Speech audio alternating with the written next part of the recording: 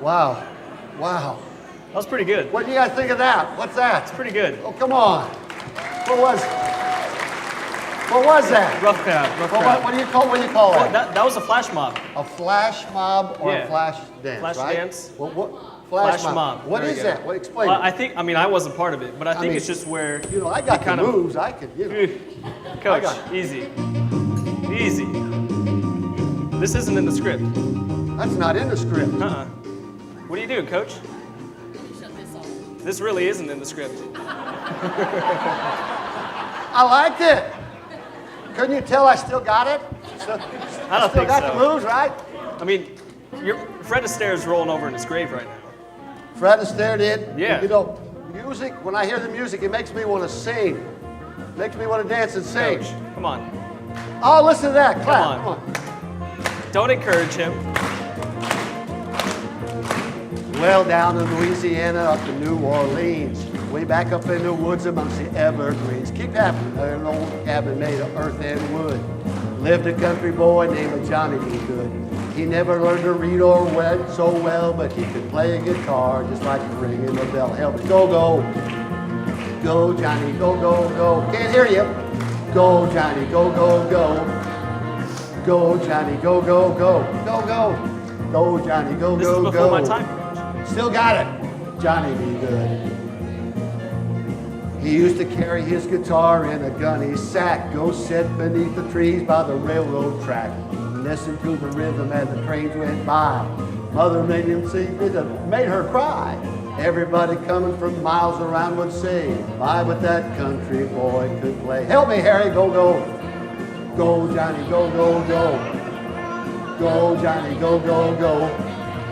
Go, Johnny, go, go, go. Go, Johnny, go, go, go. Easy.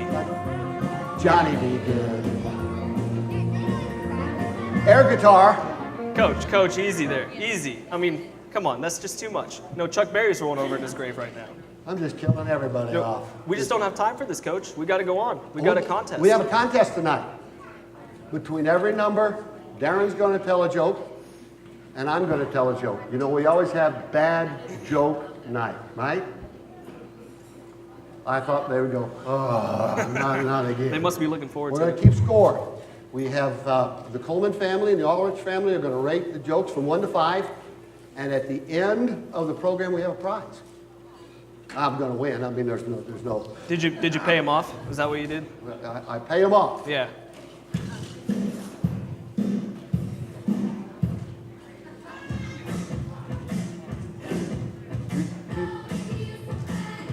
See what I'm talking about? You do that?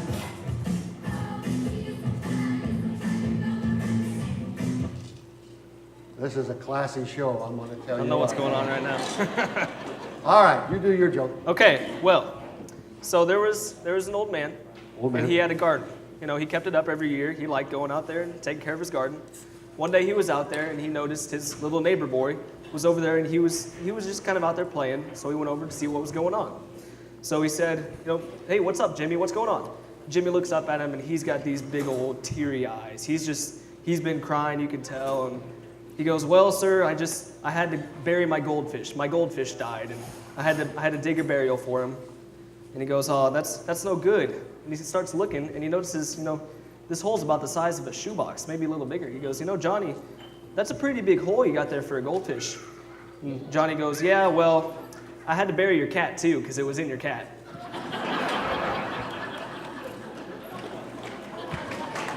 Don't.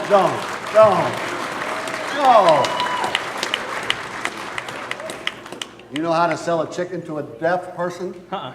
You want to buy a chicken?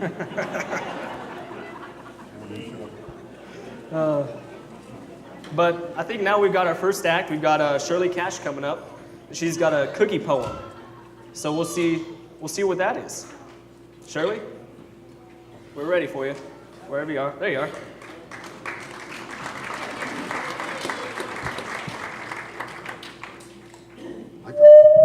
Look, we can't go that way.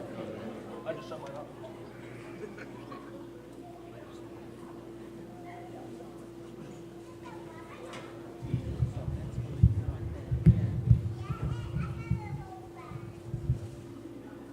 Okay, this is Cookie Cutter Christianity. As many of you know, I bake lots of cookies, and I have a lot of cookie cutters. But with this reading, I have new meaning for what I do. I pulled out some of my old cookbooks.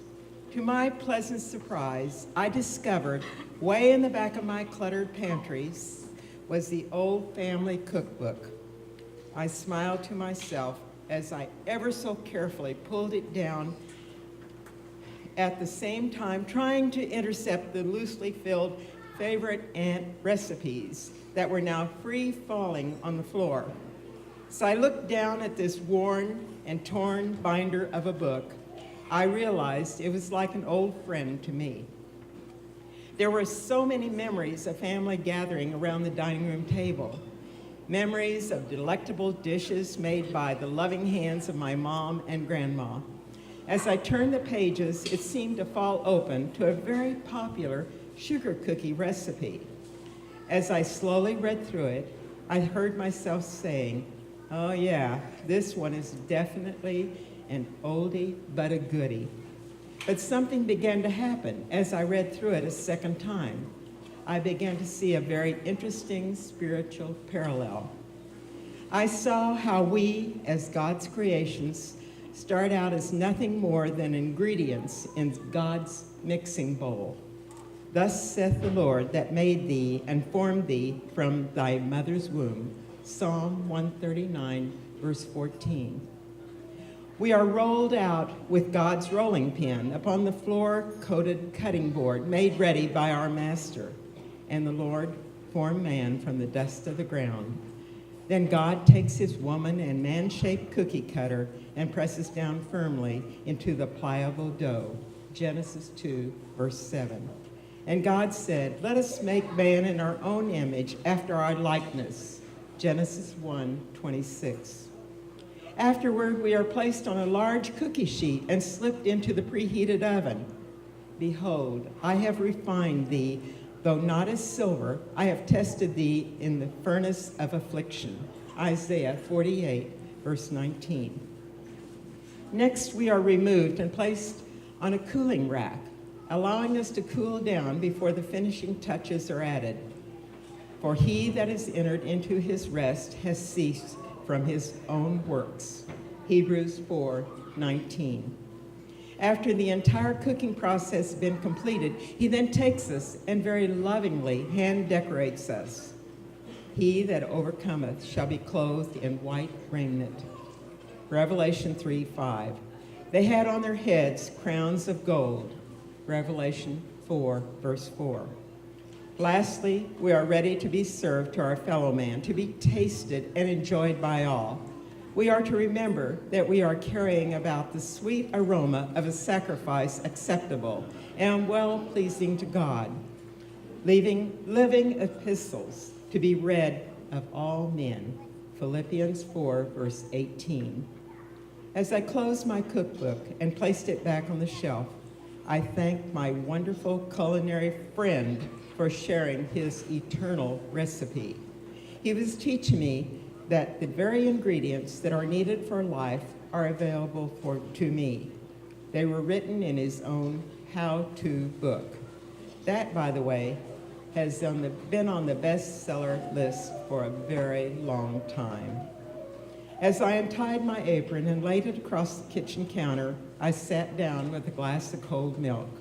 I picked up one of the warm cookies, and as I was eating it, I thought to myself, I would probably never again look at a simple sugar cookie the same way again. As I turned out the kitchen light and headed up the stairway to bed, I heard the Holy Spirit whisper to me, "Never forget, you are my handmade creation, a one of a kind, and yes, you are fearfully and wonderfully made." Psalm 139, verse 4. Thank you.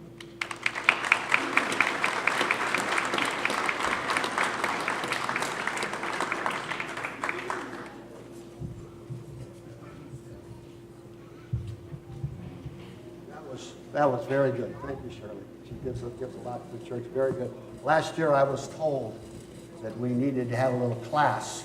Uh-huh. What kind of class?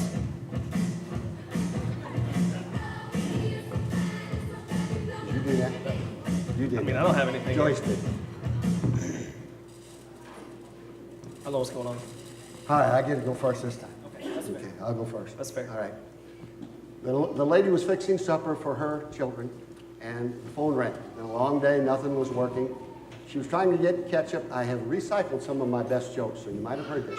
She was trying to get the last little bits out of the ketchup bottle, and she had turned the bottle up, and she was hitting it very forcefully as the phone rang. And she told little Johnny to go answer the phone. He answered the phone. It was a pastor. The pastor said, "What's your mom doing?" I said, "Well, she's busy right now. She's hitting the bottle." Not bad. Not bad. Not bad. Not bad. Unlike my old friend here, I have new jokes. So you said it's a competition. I'm not here to lose. I mean, come on now. So there was an older gentleman, again. He came into church one day. You could tell he was bent over, he was in pain, and he was kind of walking, and it took him a while to get to the pastor's office, but finally he goes in and shuts the door, and about 10 minutes later he comes out, and he's up and walking, acting like he's never been hurt before. He's up walking, doing cartwheels, all this stuff. And so someone goes up to him and asks, what? I mean, I know pastor's good, but did that really, was that God's healing or something? He goes, no, he just gave me a cane that wasn't 6 inches short. I tried, I'm gonna go find a chicken. Our next act has been giving for years and years. I don't know how many years Eugene has sang in the church, but it's been a long time. He is one of our finest entertainers. He gives a lot to St. Paul's year in and year out, and he entertains down at the senior citizens at the nursing home, and he does a lot. So let's give a warm welcome for Eugene Beckman.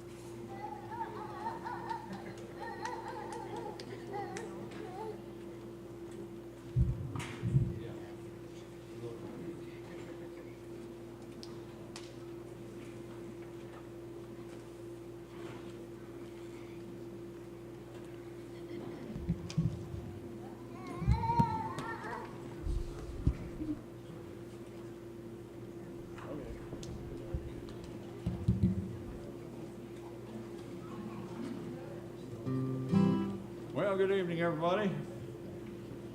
I done tacked on another year this past week, so I'm getting there. Can't do much about old age except talk about it, take it a day at a time, and joke about it a little bit. So I'm going to just dedicate this song to you guys that are about my age and older and see what you think about it.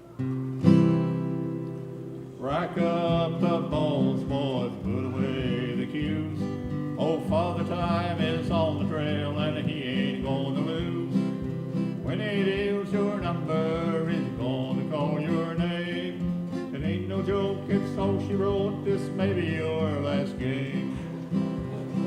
It was down at Higgins' pool room at the corner of the square, where a small flea-bitten crowd had gathered and sweet music filled the air. Old Honest John was a taking bets when dice bounced off the wall. From a heart attack he staggered back, he covered his last call. So rack up the balls, boys, and put away the cues. Oh, Father Time is on the trail and he ain't gonna lose. When he deals your number, he's gonna call your name. It ain't no joke, it's all she wrote, this maybe your last game. Now a big tough man was a Willie Jones, the bully of our town. But in a fight he lost one night, and he was a smitten down. But the guy who threw the cue ball was no bigger than a flea. Now Willie holds a lily that he cannot smell or see. So rack up the balls, boys, put away the cues. Oh, Father Time is on the trail and he ain't gonna lose. When he deals your number, he's gonna call your name. It ain't no joke, it's all she wrote, this may be your last game. Some like to come in loaded and give their wife a scare. She'll probably marry another shortly after you ain't there. Take my advice and turn around, don't have another drink. But go home now, it's getting late, it's later than you think. So rack up the balls, boys, put away the cues. Oh, Father Time is on the trail and he ain't gonna lose. Take my advice and turn around, don't have another drink. But go home now, it's getting late, it's later than you think. It's later than you think.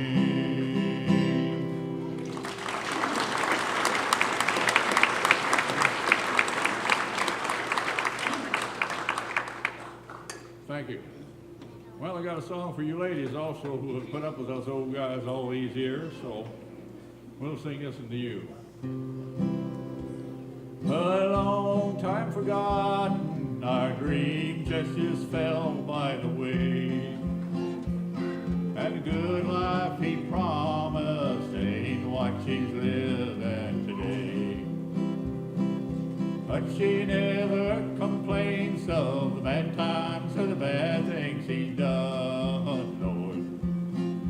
She just thinks about the good times they've had and all the good times to come. She's a good-hearted woman in love with a good-timing man. She loves him in spite of his ways that she don't understand. She don't understand him, but she does the best that she can. 'Cause she's a good-hearted woman, loving a good-timing man. He likes the nightlife, the bright lights, and his good-timing friends. When the party's all over, she'll welcome him back home again. She don't understand him, but she does the best that she can, Lord. 'Cause she's a good-hearted woman, loving a good-timing man. She's a good-hearted woman in love with a good-timing man. She loves him in spite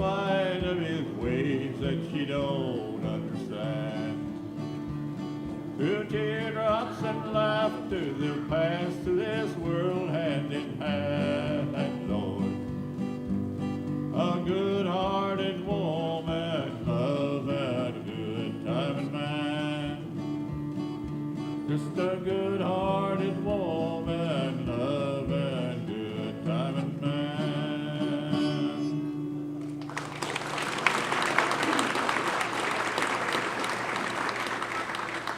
Thank you very much. Keep on living.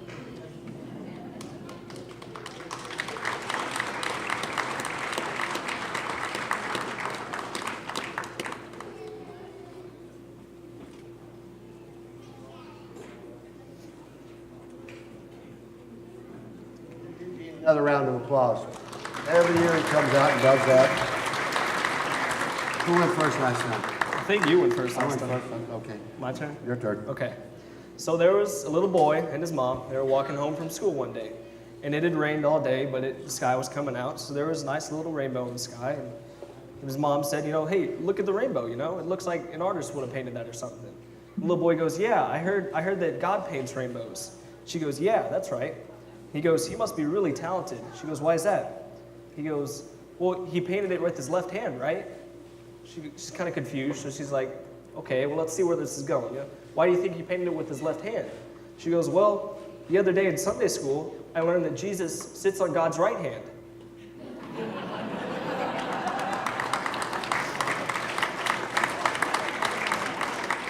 All right, I have a true story I'm going to read to you. It's a true story. I don't make things up. Was that my wife that said that?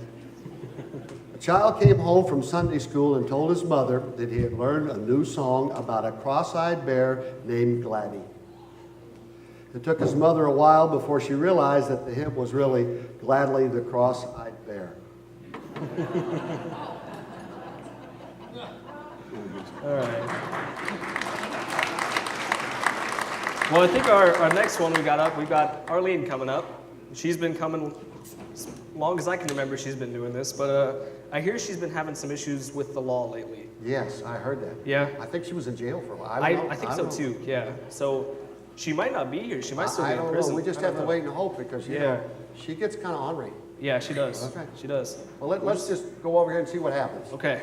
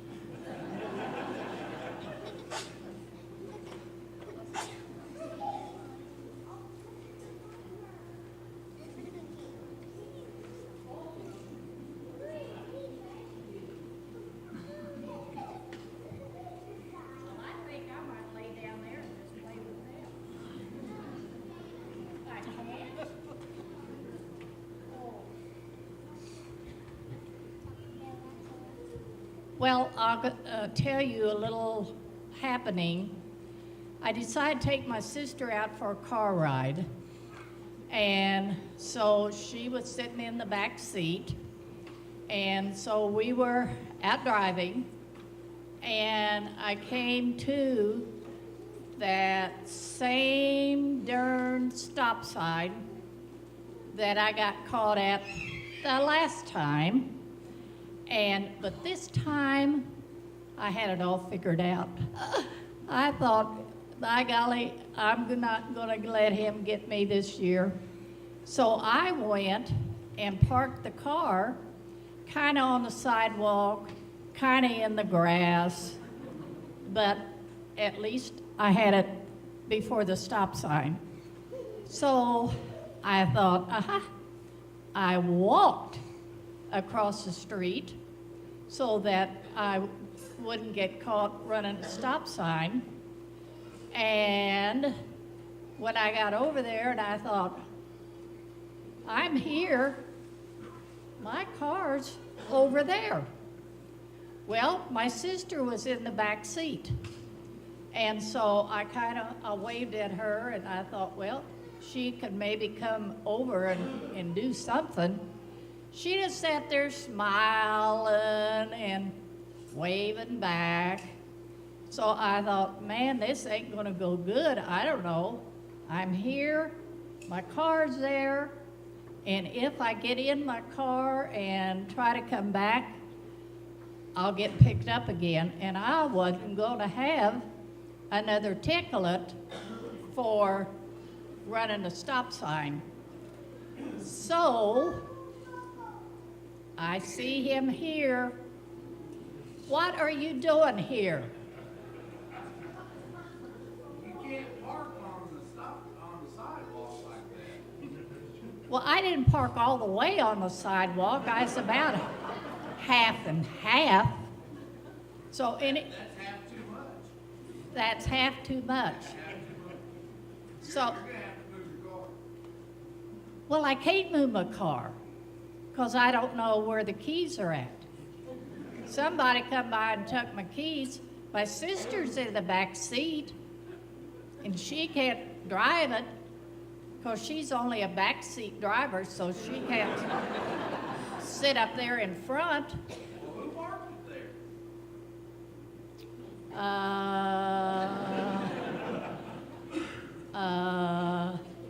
I guess it was me. I'll have to confess. You don't have your keys on you?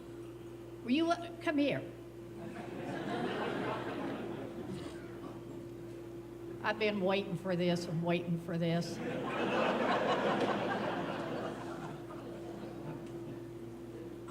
I just want you to search me.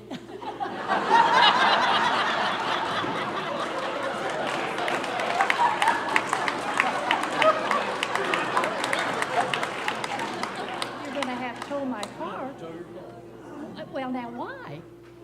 Well, you don't have keys. No, but if I had a good chief of police, he would see to it that somebody came and gave me a shove or helped me anyway. Do you think that would? We can give you a shove. we give you a ride, matter of fact. Oh dear. There comes that great big truck. Yeah. Now, did you call them? We're here to get your car. Well, they're that, oh golly, they're that long thing slid right out of the back end of it. Mm-hmm. And they're hooking up to my car. Yep. Yep. So they're gonna haul it away? Well, we'll give you a ride. We'll take you on down there to Benton County. What county am I in now? What county you living in? Well, I got a choice. I'll pick, no, I'll stay here. You gonna stay here?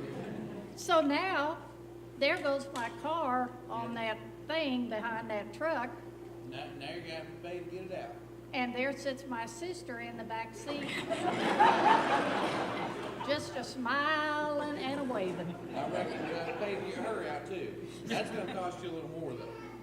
Well, I didn't tell her that she had. The way she drove that car up on the backside, did you see that? I try not to watch her cause she's only a backseat driver. I reckon so, the way she drove that sucker right on up there. Did you see that? Oh. Well, That's gonna cost you more. cost. Well, while I was waiting for you to get here, waiting, Yeah, yeah. I just went over there by the fire hydrant and just leaned on it, and I just sat down there on the grass, and I thought, he'll be by here. I noticed it was a little wet over there.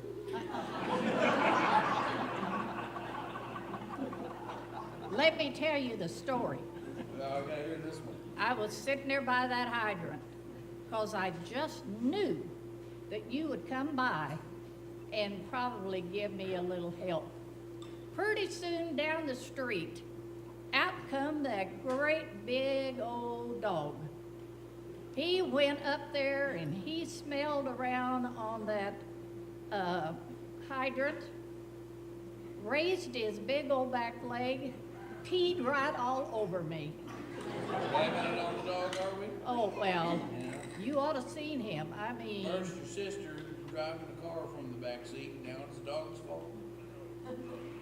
doesn't make sense, does it? Well, anyway, after that dog hiked his leg up and gave me that warm shower, now, Warm today. now I gotta go and take a bath. Do you know where the bathhouse is? They got a great one down there in Benton County. I got a great place for you. We can just run you on down there. Everything's Benton County, or... All right, I guess I'll go with you then, because I don't know any other way. What about my sister, who's going to get her back? Think she can drive down there? No, she's a backseat driver. So, Car's in impound. car's impound. All right, I'll just ride with you, and we'll see where it takes us. All right. How about that? All right, well, I gotta put these bracelets on you.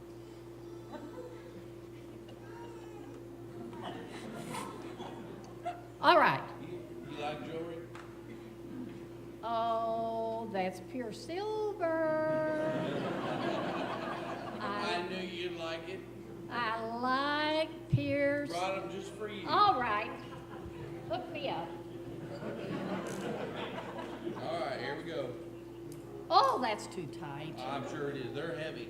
Oh, and it's, Pure silver. You reckon? and now we're gonna go to Benton County? There you go. You got it. All right.